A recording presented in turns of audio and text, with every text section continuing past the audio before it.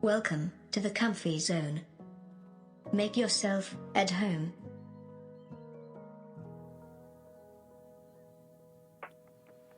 Snow White and Rose Red, from Grimm's Fairy Tales. There was once a poor widow who lived in a lonely cottage. In front of the cottage was a garden wherein stood 2 rose trees, one of which bore white and the other red roses.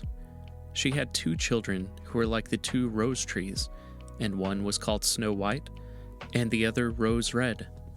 They were as good and happy, as busy and cheerful as ever 2 children in the world were, only Snow White was more quiet and gentle than Rose Red. Rose Red liked better to run about in the meadows and fields, seeking flowers and catching butterflies. But Snow White sat at home with her mother and helped her with her housework, or read to her when there was nothing to do.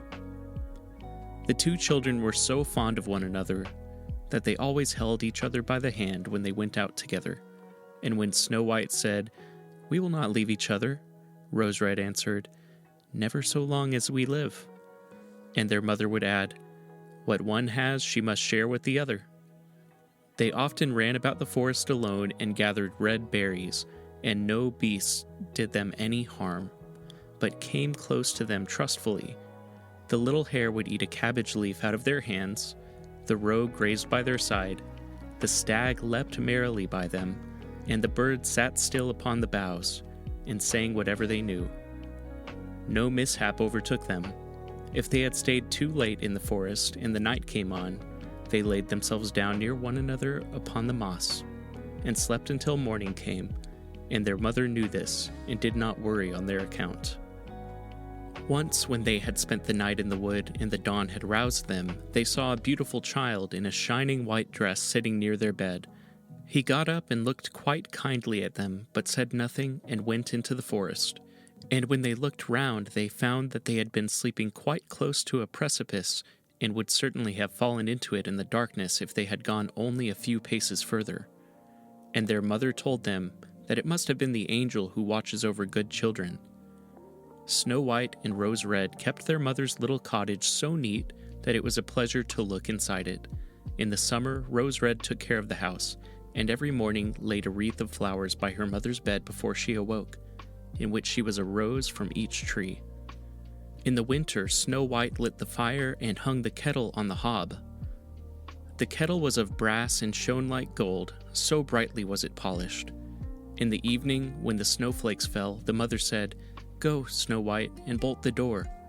And then they sat round the hearth, and the mother took her spectacles and read aloud out of a large book, and the 2 girls listened as they sat and spun.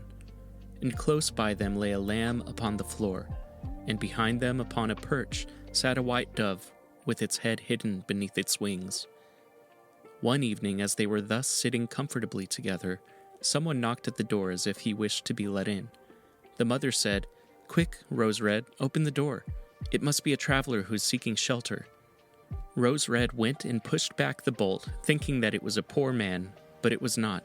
It was a bear that stretched his broad black head within the door. Rose Red screamed and sprang back. The lamb bleated. The dove fluttered, and Snow White hid herself behind her mother's bed. But the bear began to speak and said, "Do not be afraid. I will do you no harm. I am half frozen and only want to warm myself a little beside you." "Poor bear," said the mother, "lie down by the fire. Only take care that you do not burn your coat." Then she cried, "Snow White, Rose Red, come out.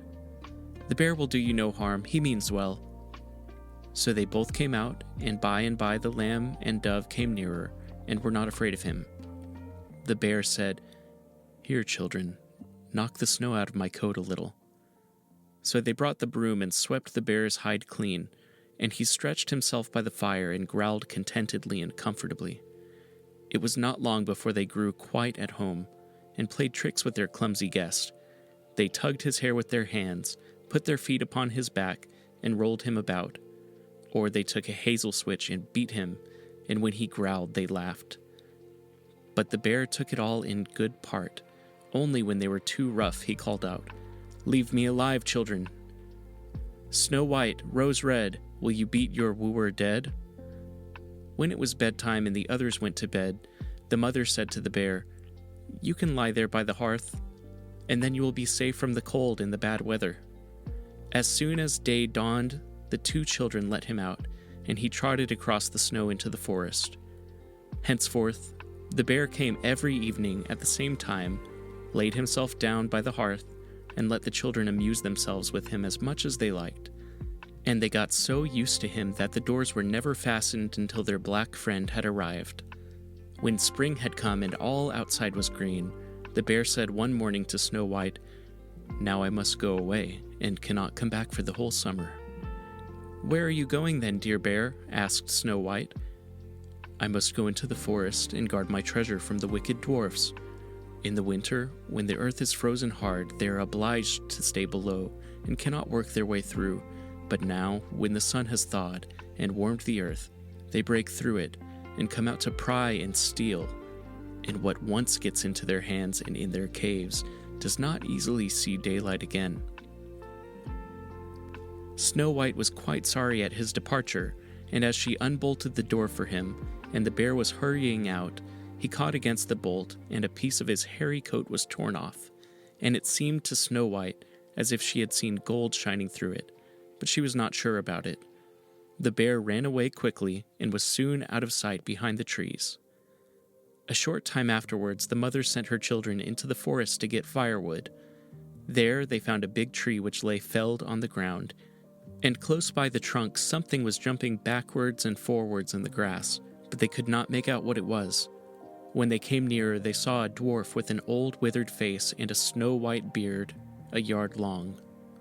The end of the beard was caught in a crevice of the tree, and the little fellow was jumping about like a dog tied to a rope, and did not know what to do. He glared at the girls with his fiery red eyes and cried, "Why do you stand there? Can you not come here and help me?" "What are you up to, little man?" asked Rose Red. "You stupid prying goose," answered the dwarf. "I was going to split the tree to get a little wood for cooking. The little bit of food that we people get is immediately burnt up with the heavy logs. We do not swallow so much as you coarse, greedy folk. I had just driven the wedge safely in, and everything was going as I wished, but the cursed wedge was too smooth and suddenly sprang out, and the tree closed so quickly that I could not pull out my beautiful white beard. So now it is tight and I cannot get away, and the silly, sleek, milk-faced things laugh. Ugh, how odious you are." The children tried very hard, but they could not pull the beard out. It was caught too fast. "I will run and fetch someone," said Rose Red. "You senseless goose," snarled the dwarf.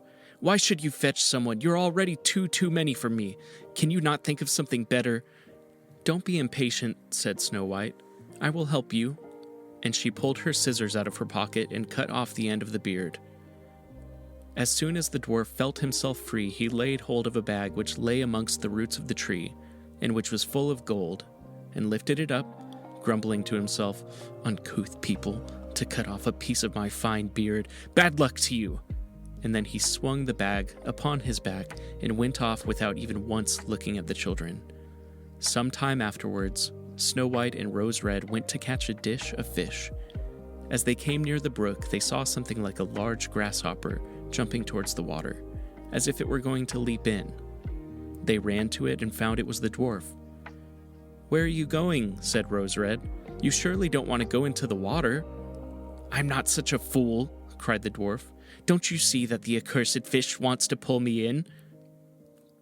The little man had been sitting there fishing, and unluckily the wind had tangled up his beard with the fishing line. A moment later, a big fish made a bite, and the feeble creature had not strength to pull it out. The fish kept the upper hand and pulled the dwarf towards him. He held on to all the reeds and rushes, but it was a little too good, for he was forced to follow the movements of the fish and was in urgent danger of being dragged into the water. The girls came just in time. They held him fast and tried to free his beard from the line, but all in vain. Beard and line were entangled fast together. There was nothing to do but to bring out the scissors and cut the beard, whereby a small part of it was lost. When the dwarf saw that, he screamed out, "Is that civil, you toadstool, to disfigure a man's face? Was it not enough to clip off the end of my beard? Now you have cut off the best part of it. I cannot let myself be seen by my people. I wish you had been made to run the soles off your shoes." Then he took out a sack of pearls which lay in the rushes, and without another word he dragged it away and disappeared behind a stone. It happened that soon afterwards the mother sent the 2 children to the town to buy needles and thread and laces and ribbons. The road led them across a heath upon which huge pieces of rock lay strewn about. There they noticed a large bird hovering in the air, flying slowly round and round above them. It sank lower and lower, and at last settled near a rock not far away. Immediately they heard a loud, piteous cry.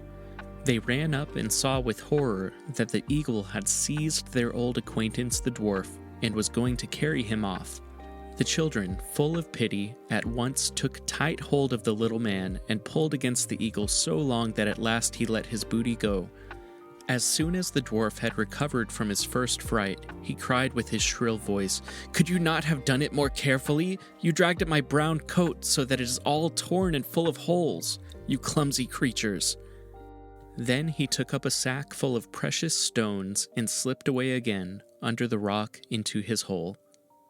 The girls, who by this time were used to his ingratitude, went on their way and did their business in town.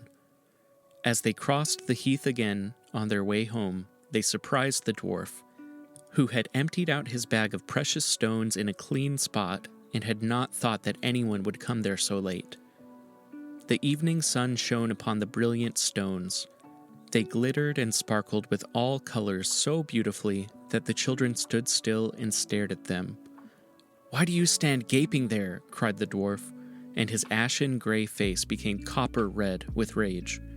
He was still cursing when a loud growling was heard, and a black bear came trotting towards them out of the forest. The dwarf sprang up in a fright, but he could not reach his cave, for the bear was already close. Then, in dread of his heart, he cried, "Dear bear, spare me! I will give you all my treasures. Look, the beautiful jewels lying there. Grant me my life. What do you want with such a slender little fellow as I? You would not feel me between your teeth. Come, take these 2 wicked girls. They are tender morsels for you, fat as young quails. For mercy's sake, eat them." The bear took no heed of his words, but gave the wicked creature a single blow with his paw, and he did not move again. The girls had run away, but the bear called to them, "Snow White and Rose Red, do not be afraid. Wait, I will come with you." Then they recognized his voice and waited, and when he came up to them suddenly his bearskin fell off, and he stood there a handsome man, clothed all in gold. "I am a king's son," he said, "and I was bewitched by that wicked dwarf who had stolen my treasures. I have had to run about the forest as a savage bear until I was freed by his death. Now he has got his well-deserved punishment." Snow White was married to him, and Rose Red to his brother, and they divided between them the great treasure which the dwarf had gathered together in his cave. The old mother lived peacefully and happily with her children for many years. She took the 2 rose trees with her, and they stood before her window, and every year bore the most beautiful roses, white and red.